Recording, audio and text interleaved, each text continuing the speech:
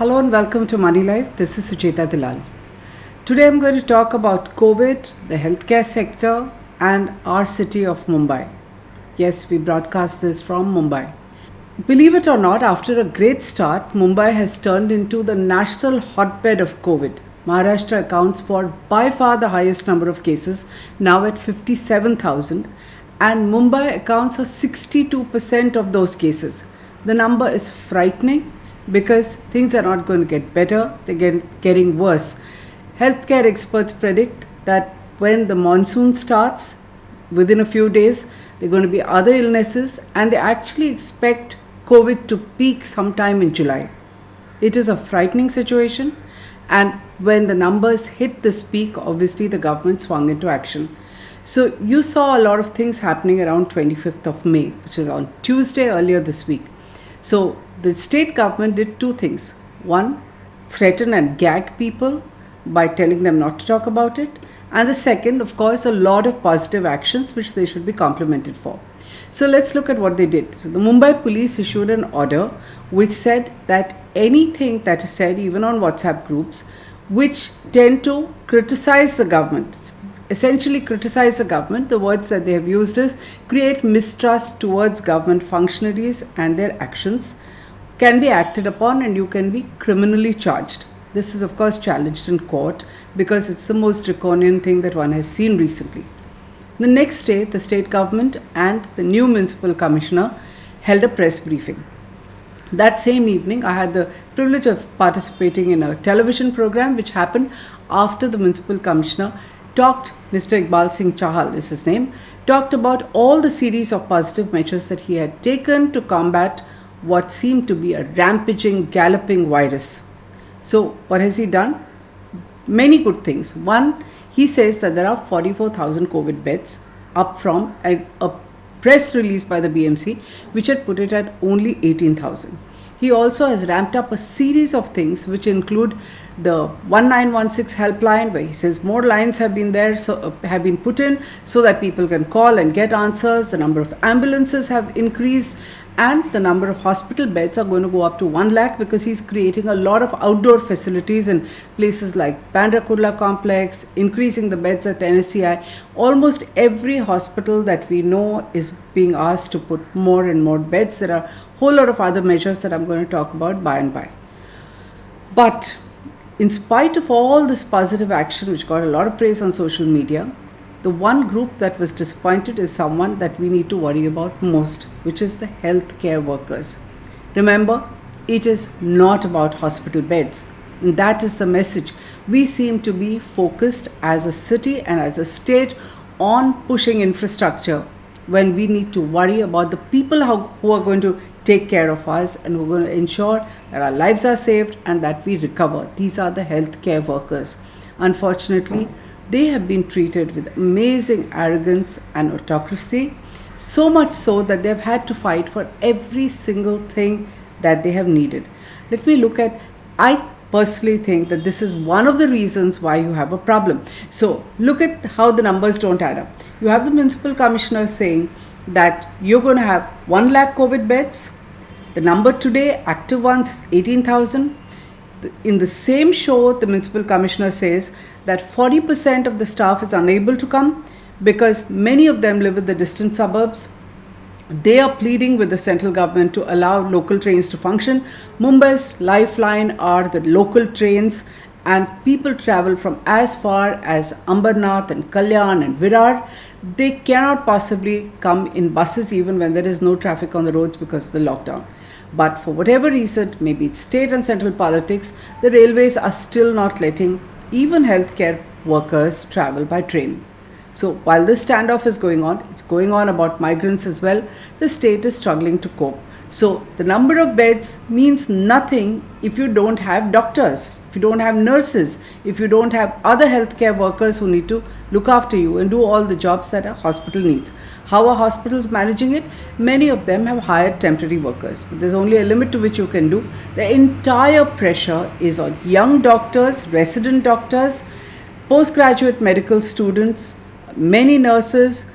Each of them is getting infected very regularly. They're being tested, they're going to quarantine, they come back.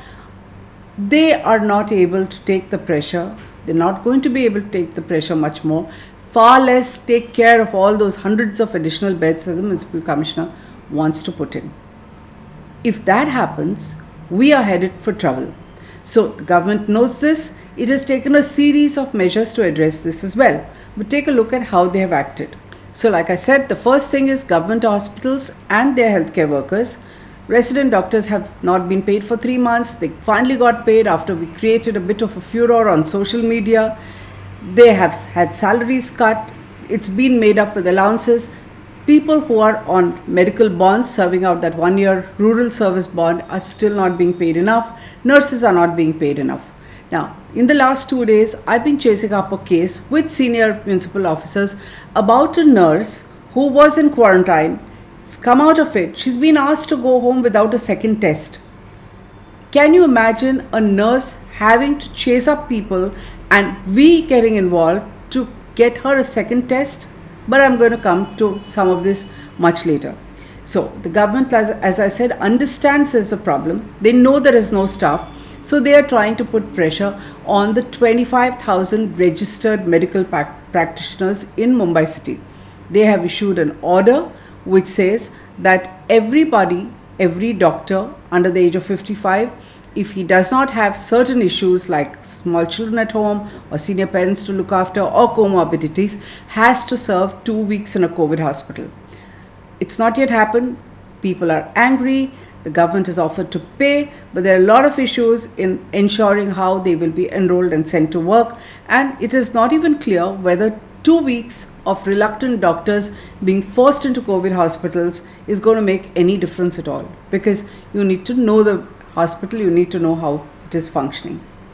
This happened on 6th May. Okay, so for the last month, the government is aware that the system is going to crumble. Meanwhile, there have been media headlines, 125-bed hospital with no doctors. So when you talk about hundreds of new beds that you're creating, taking it up to 1 lakh, where are the doctors and the nurses?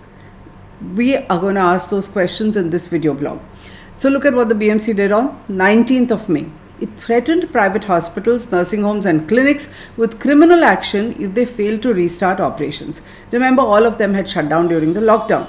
Now, it's not as simple as just starting, because all of them have to protect themselves. They need protective gear, they need PPEs, they need N95 masks, which are expensive, which is another battle that we are fighting. They need sanitization. It's a whole different ball game. And how did the BMC itself behave?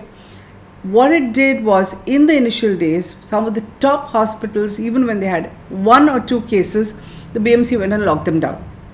4 top hospitals in Bombay, Bhatia Hospital, Wockhardt Hospital, Jaslok and Saifi Hospital were just locked down.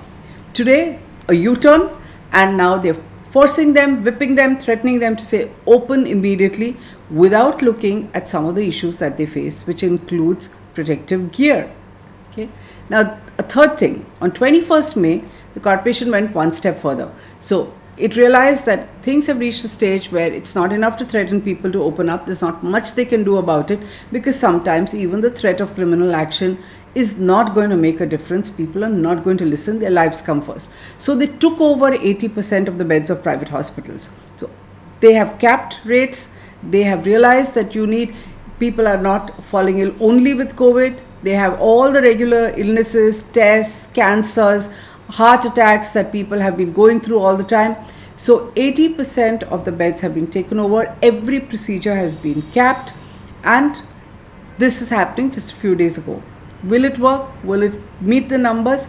No, which is why all these public facilities at the race course, at Bandra Kurla complex, at Goregaon are being built. But it still doesn't answer the problem, the shortage of doctors. It is not going to work with coercion and threat, but apparently our bureaucrats in the municipal corporation and the state government understand only one way of dealing with doctors, which is threaten and whip. Look at something else that they have done. They're messing up testing. So in the initial days of COVID, Maharashtra and Mumbai earned a lot of brownie points because they tested in a very big way. So everybody who wanted a test could get it. Those who could, especially those who could pay whatever it cost, 4,500, were able to get tests.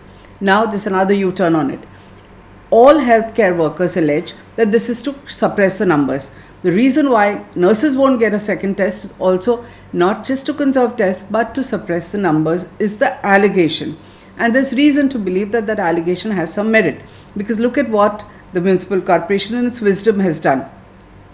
It has taken action and sent show cause notices to 20 private doctors for apparently suggesting a COVID test, a swab test, without physically examining them. Now, why is this ridiculous? Because today doctors are being advised to practice telemedicine. People are worried. People are not able to reach even doctors' clinics in a lockdown. If you're going to insist that a person who describes his symptoms very clearly seems to have COVID or may need a test, if nothing else, to eliminate, if you're going to tell them that you can't have a prescription unless the doctor physically sees you, I don't think it makes sense. It has created such enormous anger in the medical community. These are the people you're going to depend on. They are the corona warriors, as we call them. We salute them, we bang thalis. We don't even want to understand what issues they are facing, because how can you tell a doctor not to prescribe a COVID test? Who else will do it? The upshot of this is that testing has come down dramatically. Everyone's scared. The companies that used to offer the tests don't want to do it unless it's sanctioned by a municipal officer. So you are adding bureaucracy, you're creating a scare, you are frightening medical workers, and you don't have answers to get the numbers. You're not going to be able to import them. We had something ridiculous like the state asking for 50 qualified doctors and 100 nurses to run a special facility at the racecourse. Now, Kerala has its own problems. They're not going to be able to export doctors and nurses to you at will. You will have to work with your healthcare workers, which means that your task force will have to have healthcare administrators, will have to speak to doctors at every level. It will have to speak to resident doctors instead of humiliating them. And yes, this is happening because medical officers are being humiliated about facilities that they need, whether it is a place to stay, even their food is being provided by people like the Taj Group. This cannot go on. You will have a further flare up, and the question is, we are not disputing the fact that the municipal commissioner is working very hard. He may have his people in mission mode, he may have a helpline and a dashboard, but without people, without healthcare professionals, the corona warriors, you are nowhere. We are nowhere. The cost is not about mistakes that they're going to make. The cost is going to be borne by the people of Mumbai. And remember, Mumbai is the commercial capital of India. If it is headed for a fifth lockdown after the 31st, which is 2 days away, if it's not going to open up fast, if it's going to remain indefinitely closed because we are headed towards worse when the monsoon starts, Bombay, as it is, struggles to deal with the monsoon. This time the struggles will be with dengue and COVID and everything else. Please talk to them. We need you to talk to them. We need you to be compassionate. We need you to restart tests. We cannot afford an autocratic and high-handed attitude to our healthcare workers. We have to give them enough of protective equipment. The municipal commissioner promised me on national television that within 48 hours he'll look at the N95 mask issue. Nothing has happened. It's more than 96 hours. We are in court. This cannot go on. Wake up, please. It's about all of us. Thank you.